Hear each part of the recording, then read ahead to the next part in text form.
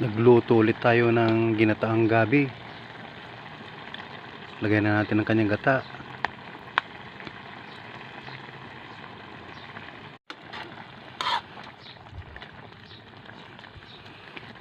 Malapit na maluto. Lagyan natin ng bagoong.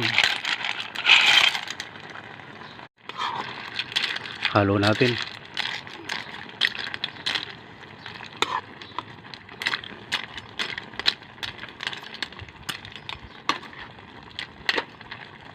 Kunting kulo pa, luto na yan. Timplahan na natin, lagyan natin ng isang kutsarang asin. Kunting bitsin. Lagyan natin ng sili para may kunting sipa.